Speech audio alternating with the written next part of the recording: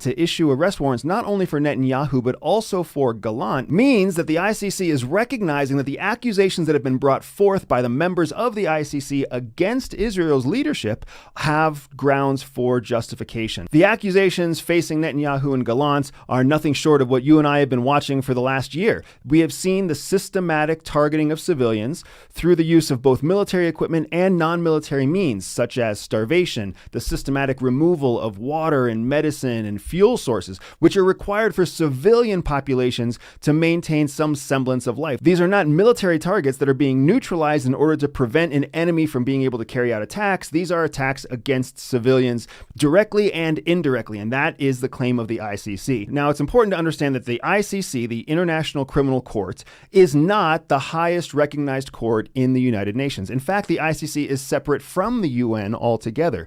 The highest court recognized by the UN is called the International Court of Justice, or the ICJ. Now, this is a little bit bureaucratic and complicated, but I'll try to simplify it. The International Court of Justice, the ICJ, is recognized by the UN so that countries can have legal disputes against each other, but they cannot have criminal disputes or criminal accusations between each other. For that reason, in 1998, a new statute was developed that would lead to the opening of the International Criminal Court, the ICC. Now, as that statute grew from 1998 to 2002, multiple members of the UN chose not to sign on to be part of the International Criminal Court. Included in that group are the United States, Russia, Israel, India, and many, many others. So while the ICC is recognized by more than 120 countries within the UN itself is more than 160 countries strong. So there's a delta there, a difference of about 40 countries. The difference between UN and ICC participation is interesting enough. Why members would be part of the UN but not part of the ICC. But even more interesting are the specific countries that have chosen not to ratify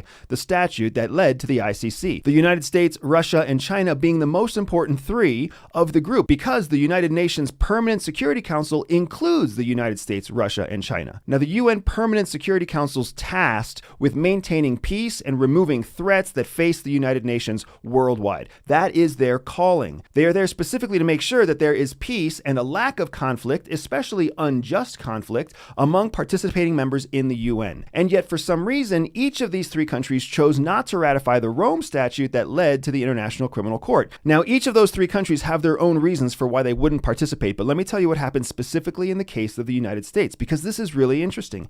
In 1998, the United Nations moved to create the ICC. At the time, President Bill Clinton was in favor of the ICC and started drafting the United States' participation in that treaty.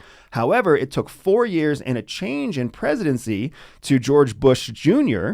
before the actual Rome Statute was completed. And by the time George Bush was actually brought to the table to sign the treaty in 2002, the United States was already engaged in active wars in Afghanistan and Iraq. Now, Bush was concerned that if the United States signed on to be part of the ICC, that would open American military soldiers to prosecution by non-American juries and non-American courts. Because the ICC sticks to a standard of justice and due process that is separate from each of the member countries within the ICC. So George Bush Jr. did not want to see the situation where an American soldier might be tried as a war criminal by the ICC, even though that person was free of prosecution within the United States. So that's why the United States did not ratify the statute in 2002.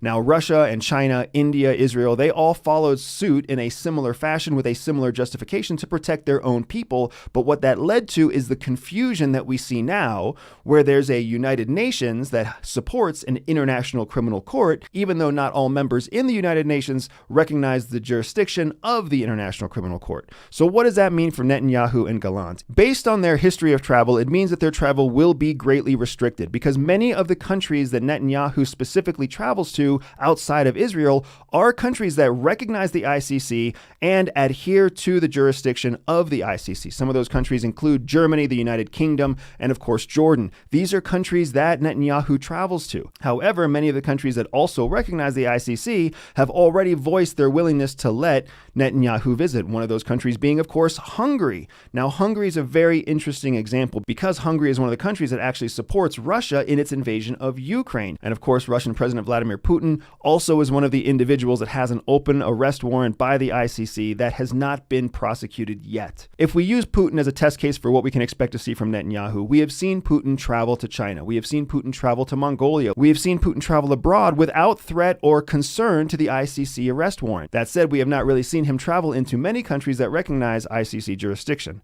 The same is true for Netanyahu. We are likely to see Netanyahu continue to travel. We are also likely to see several countries that do recognize the ICC still allow Netanyahu to travel into those countries. This is going to create a very interesting divide in Israel and its Western allies, because many of Israel's closest allies actually also closely support the International Criminal Court. The United Kingdom, France, Germany. In fact, the UK and France are actually two of the members that sit on the UN's Permanent Security Council. So while China, Russia, and the United States do not participate in the ICC and are part of the UN Security Council, the UK and France are members that recognize the ICC and are also members of the UN Permanent Security Council. So if Netanyahu and Gallant try to travel into any country in Europe, they can expect that that country will enforce the ICC jurisdiction and possibly even arrest these two men as soon as they get off the plane in the airport, while the United States, Russia, and China are likely to let Netanyahu visit with no issues at all. The last point I want to make here is possibly the most important. Now remember that Netanyahu is a democratically elected leader in Israel. That said, he is not a popular leader in Israel. His support and popularity has actually waxed and waned multiple times, not just in the last year, but in the preceding years before that. He has been known to be hawkish. He is known to be over-aggressive. He is known to be very, very conservative in not only his policies, but the actions that he takes. And that's exactly what we've seen with his ground assaults into Gaza and his ground